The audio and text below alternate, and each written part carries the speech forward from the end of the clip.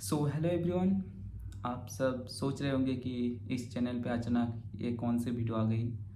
तो मैंने सोचा कि ये वीडियो डालना आप सबके लिए बहुत ही ज़रूरी है, क्योंकि जो जो प्रॉब्लम मैंने फेस किया है, अगर आप भी वही गलती करें तो शायद आपकी लाइफ में भी बहुत सारी दिक्कत आ सकती है।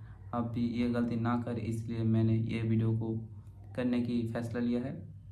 एंड बाकी अगर आपकी मर्ज़ी, अगर आप देखना चाहते हो तो देख सकते हो, वरना स्किप कर दे सकते हो। लेकिन जो जो पॉइंट मैं बताऊंगा आप सबके लिए, वो आई होप बहुत ही हेल्पफुल होगा।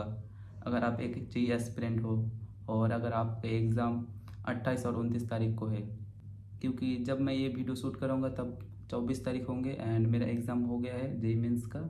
एंड अभी तो 2 ही शिफ्ट बाकी है, 28 और 29 तारीख को।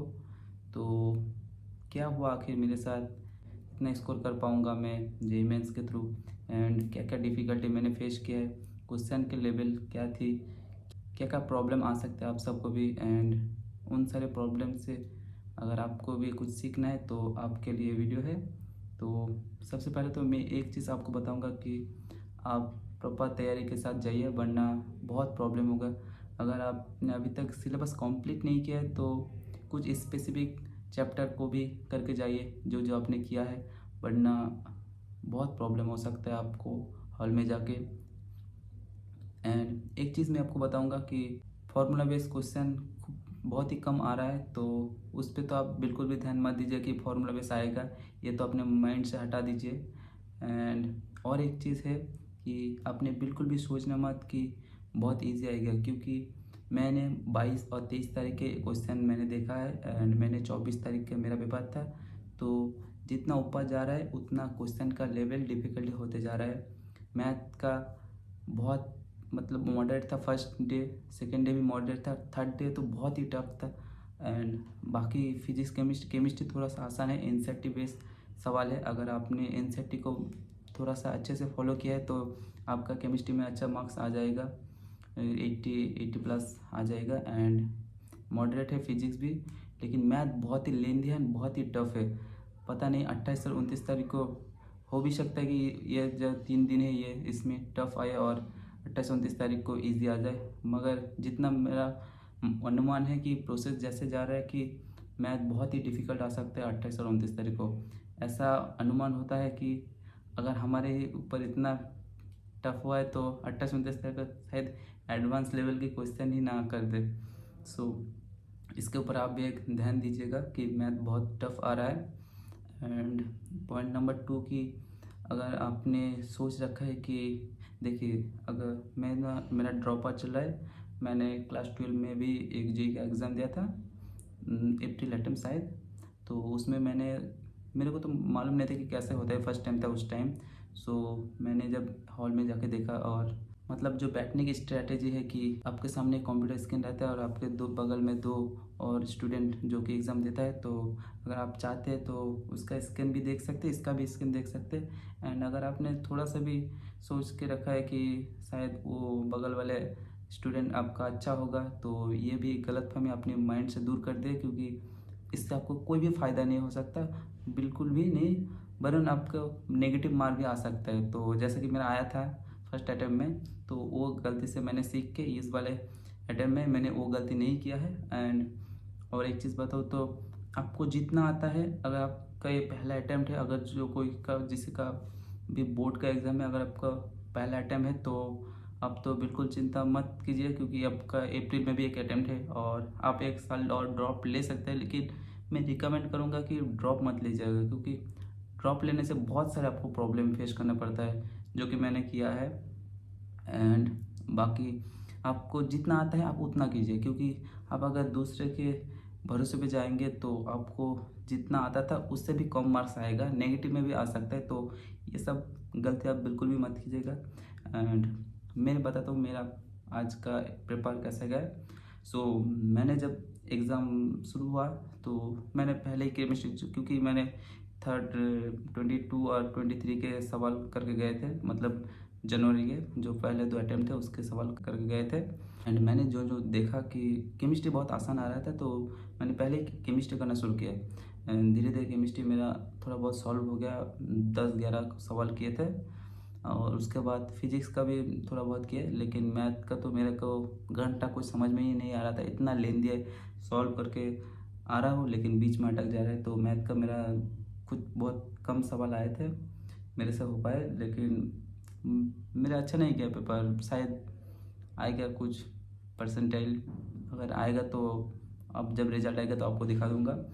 तो मैं एक चीज़ आपसे बोलूँगा कि देखिए, आप अपने आप से खुद पे विश्वास रख के ही जाइए एग्ज़ाम में, कि बहुत अच्छे देंगे, फोड़ देंगे एकदम से। एंड एक चीज़ पे आप ध्यान रखिएगा, क्योंकि अभी तो आपके पास 2 या 3 दिन ही बाकी है, तो इस 3 दिन में क्या ही कर लेंगे आप। अगर आप इस 2-3 दिन में 2-3 मॉक टेस्ट दे सकते हैं तो वो दे दीजिए, वरना इसमें ही आपका फ़ायदा होगा। क्योंकि अब क्या करेंगे, कोई चैप्टर तो अब शुरू करेंगे तो ख़त्म तो नहीं कर पाएंगे। मेरे को जितना मालूम है कि मॉक टेस्ट अगर आप देंगे तो इससे आपको बहुत सारा बेनिफिट हो जाएगा। तो आप मॉक टेस्ट दीजिए, और जो 22, 23 और 24 के जो क्वेश्चन है तो उनको आप थोड़ा सा फॉलो कीजिए। जस्ट अपने एक बार देख लीजिए कि किस टाइप के क्वेश्चन आ रहे हैं, किस टाइप के पैटर्न के क्वेश्चन है। सो इससे आपको थोड़ा सा अंदाज़ा मिलेगा कि आप कैसे क्वेश्चन आ सकते हैं। देखिए, मैं एग्जैक्ट तो नहीं बता सकता कि आपके कैसे सवाल आएंगे, क्योंकि हमारे तो बहुत हार्ड है। शायद हो भी सकता है कि आपके टाइम में बहुत इजी आ जाए। अगर लेकिन अगर आपके इजी आ जाए तो ये मतलब नहीं कि आप बहुत अच्छे दे दिए तो आपके परसेंटाइल बहुत ज़्यादा हो जाएगा।